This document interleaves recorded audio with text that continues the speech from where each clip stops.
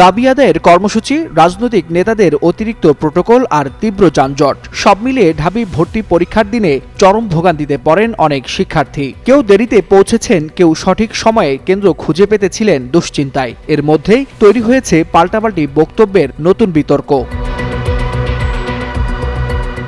শনিবার বিকেলে শুরু হয় ঢাকা বিশ্ববিদ্যালয়ের বিজ্ঞান বিভাগের ভর্তি পরীক্ষা, কিন্তু সকাল থেকেই রাজধানীর বিভিন্ন সড়কে তীব্র যানজট। বিশেষ করে মিরপুর, আগারগাঁও ও শাহবাগ এলাকার যানজট পরীক্ষার্থীদের জন্য হয়ে ওঠে বড় বাধা। অনেকেই সঠিক সময়ে বের হলেও যানজটে আটকে থেকে দেরিতে পৌঁছান পরীক্ষা কেন্দ্রে।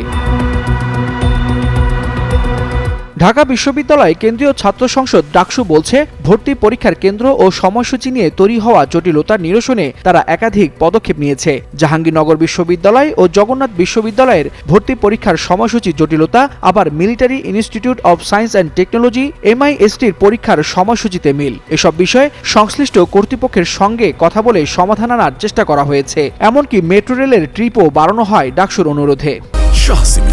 তুমি আমি মিলে বাংলাদেশ নির্মাণে নাম্বার 1।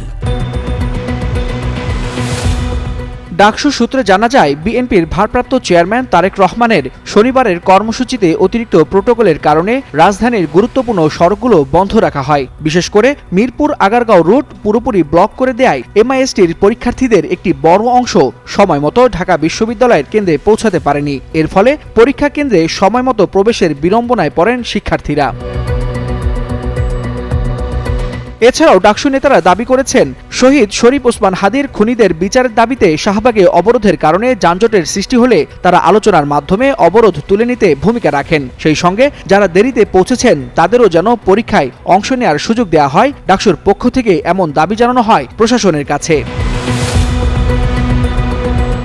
অন্যদিকে ঢাবি ছাত্রদলের দাবি, যানজটের বাস্তবতা বিবেচনায় বিশ্ববিদ্যালয় প্রশাসন পরীক্ষার পরও শিক্ষার্থীদের কেন্দ্রে প্রবেশের সুযোগ দিয়েছে, যা তাদের অনুরোধেই সম্ভব হয়েছে। তবে রাজধানীতে অতিরিক্ত প্রোটোকলে তীব্র যানজট, রাজনৈতিক কর্মসূচি আর প্রশাসনিক প্রস্তুতি সব মিলে ঢাবির বিজ্ঞান বিভাগের ভর্তি পরীক্ষার দিন হয়ে উঠেছে রাজনৈতিক বিতর্কের কেন্দ্র।